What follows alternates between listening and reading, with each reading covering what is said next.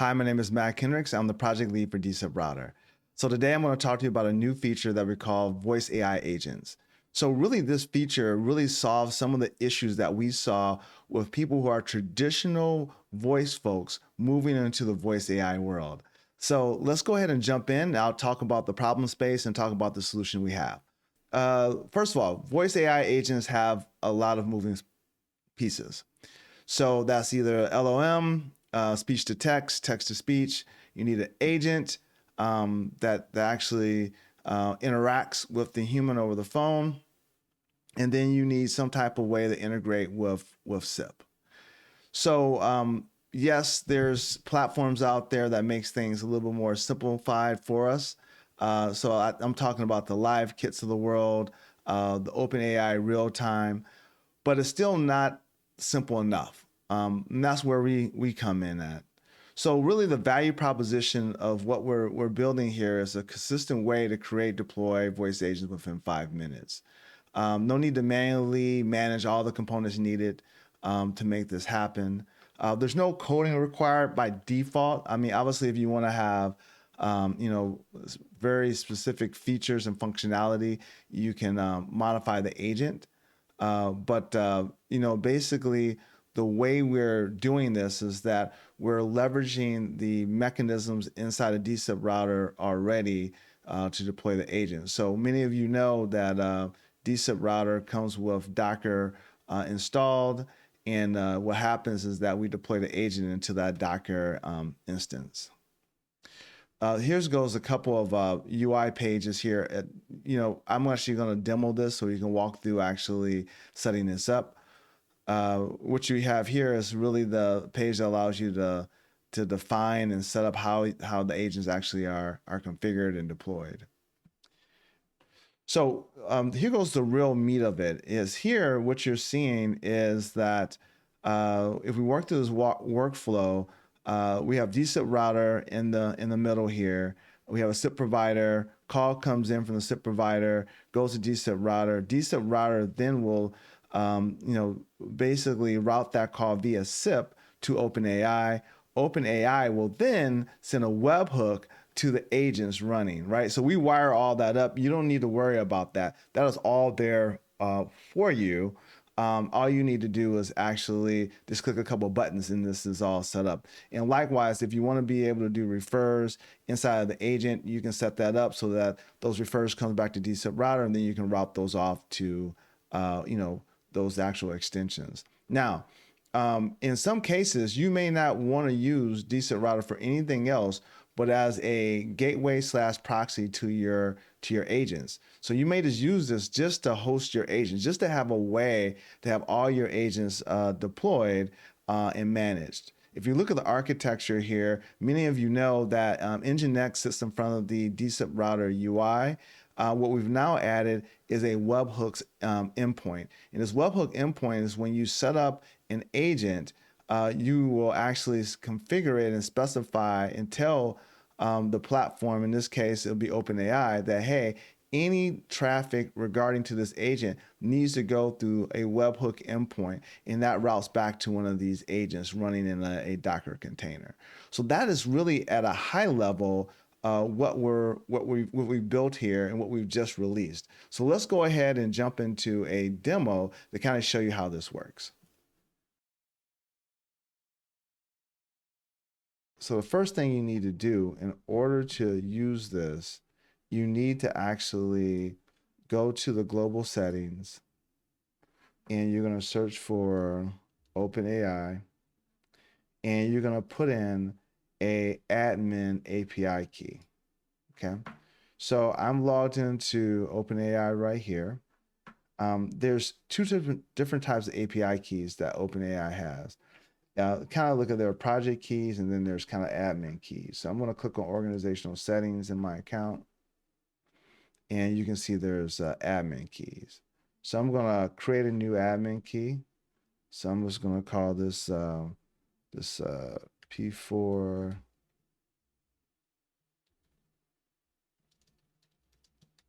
admin key. I'll make the expiration that it expires in 90 days and create an admin key. I'll copy that admin key, and I'm going to go back over to dSIPRouter settings and copy that key. Click save, and then I'm going to do a reload on dSIPRouter. And what this admin key does, it provides you the ability to interact with OpenAI to pull your actual VoiceAI agents configuration down, and so that you can start configuring it inside of dSIPRouter. Because again, you're running these agents typically, you're defining them in OpenAI. Then you need to go do some other things in order to like run the agent somewhere else. So again, we're trying to simplify the process. All right, so now that that's in, we should be able to go back to our VoiceAI agent and say add agent. And so we can specify, do you want OpenAI or do we want LiveKit? Right now, LiveKit is coming, OpenAI is here. So you can click that, and then you can see, here goes a list of your projects that you have inside of OpenAI. And so just to show that really quickly, I can go here and create a brand new project. So I'm going to name this project, we're going to say the 079 agent, right? And the project ID is important. And I'll explain to you that in a little bit why it's important, but you don't need to worry about it. Now that this is all in, we can actually go back over to dSIPRouter. I'm actually now going to just refresh really quickly. Now I'm going to click add, OpenAI, and then here goes my project here. Okay, so I'm just going to grab that project. Oh, and you see you're not. Yep, you're. Are you able to see that? I don't see. I think you're not seeing this drop down here. You're not seeing the drop down, but there's a drop down here that you just don't see in the video. It looks like. Yeah, you don't see it in the video, but it's here, and I'm going to select it here. And it comes up with a name. It takes a default name based on the name of the agent.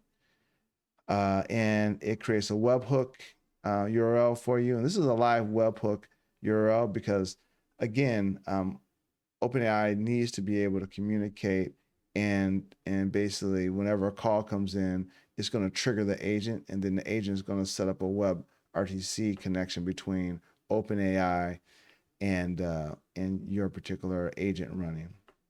All right, so the other thing we need here is that we need a webhook secret. So when traffic is being sent from OpenAI with this webhook, we want to secure this particular, you want to basically make sure that it's signed. So it's going to validate that this actually, the request is really coming from OpenAI. So what we're going to do is go back to our project settings, go to webhooks, and we're going to create a brand new webhook. And we're going to say 079 webhook.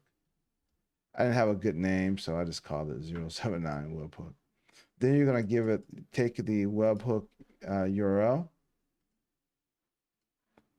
and you're going to store it here. And this is important. You specify the event type. It's real-time call incoming. And then you're going to just say create that. It's going to generate a signing secret.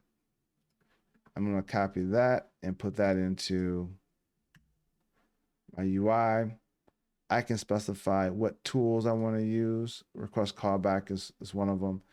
And then I can specify an email address for this.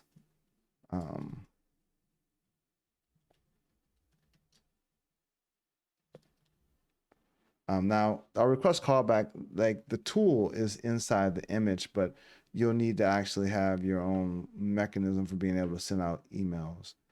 We had a custom API that we created for us to be able to send out emails, but you can modify that and do whatever you want inside of your agent. Now, the one thing I want to point out here is that right now there's no UI for this, but you can define like agent instructions. So inside of here, you can define what do you want this agent to do. So someone will say this is an AI agent built by dSIPRouter. Right, it's going to questions around dSIPRouter. So basically, you're giving it a prompt, kind of telling it what to use. So don't ask questions. Well, I will say when you answer, you should answer the phone with this greeting. Thank you for calling about the 0.7 release of dSIPRouter. Okay. All right. And I'm going to go ahead and add this agent now. And so when you add this agent, it is in stopped status. Okay. So I'm actually going to start it. And it's going to take a couple of seconds for it to start. So it doesn't really give you an interaction that is starting, but it is. We'll add some stuff later that makes it so you get a little bit more insight on if it's starting or not. But it'll come back and tell you when it's actually done starting. So we'll give it a second here to do that. Good. So the agent started successfully. Okay. So now that this agent is started, one thing I didn't specify and tell you is that when the agent is created, we automatically create an endpoint group for that particular agent. And so, and if we open up this endpoint group and I look at the endpoints, it automatically sets it up so it goes and it points to sip.api.openai.com. Also notice that in the call settings, we have this new option here where you can override the actual RU or the DID that's being sent. So it actually takes the project ID, right, which I said is important before, and it puts it inside of the endpoint group. So now when the call actually gets routed to the endpoint group will then route it out to OpenAI using that project ID as the request URI or the RU or the DID inside of the request. All right. So and then really all we need to do now is create an inbound route. So I'm going to just create a simple inbound route. I'm just going to call it a test agent route. I can give it any number I want. I was really just going to give it this 313-456-7896. Not a real number, obviously. And then I can specify the agent that I wanted to go to. Click add. And then I can just reload Camilio. And from there, we can place a call. So let's go ahead and use my soft phone here. All right, so now let's go ahead and make a phone call and see how things go. So the number we use is 313-456-7896. So let's give it a try. Oh, thank you for calling. I'm a generic voice AI agent.